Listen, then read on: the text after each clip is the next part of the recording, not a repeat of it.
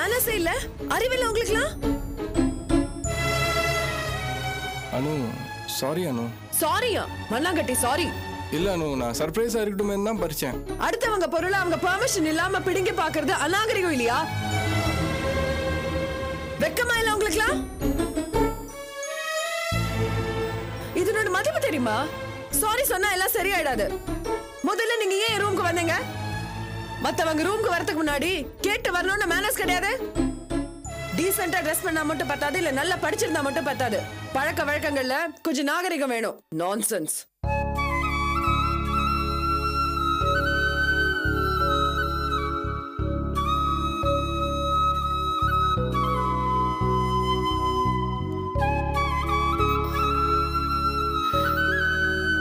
கிஷோர்,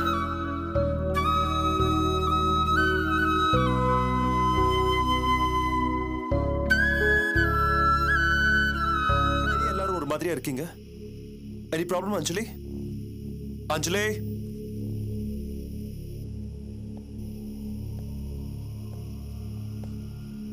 என்னம்மா, என்ன பிரச்சனை? கிஷோர் கொஞ்ச நேரத்துக்கு முன்னாடி நம்ம வீட்டுக்கு வந்தான். அனுவை வெளியில கூட்டிட்டு போலான்னு சொன்னான். அனு ரூமுக்குள்ள போயிருக்கான். ஏதோ கை தவறி உடைச்சிட்டான் போல இருக்கு.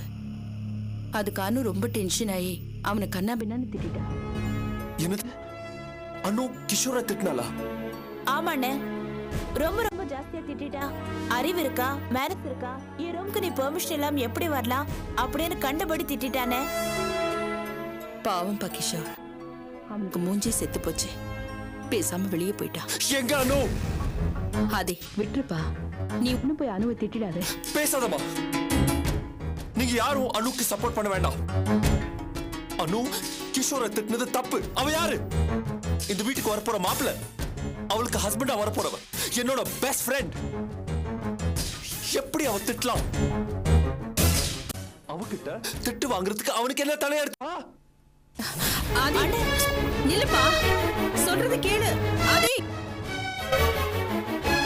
அனு, ஏ அனு, என்ன நினைச்சிட்டு இருக்க மனசுல? கிஷோரை இன்சல்ட் பண்ணி அம்சியாமே. அவனை யார் நினைச்ச? உன்னை கட்டிக்க போறவன். அவனை கண்டபடி பேசி அவமானப்படுத்தினியா? அது பேசாத, வாய் மூடு. உனக்கு அம்மா ரொம்ப இடம் கொடுக்கறாங்க, அதனால தான் நீ இப்படி எல்லாம் ஆட்டம் போடுற. கிஷோருக்காக எத்தனை பணக்கார பொண்ணுங்க, அழகான பொண்ணுங்க அவனை கல்யாணம் பண்ணிக்க ரெடியா இருக்காங்க தெரியுமா? அத பத்தி எல்லாம் பெருசா நினைக்காம நம்ம குடும்பத்துல கல்யாணம் பண்ணிக்கணும்னு நினைக்கிறாம.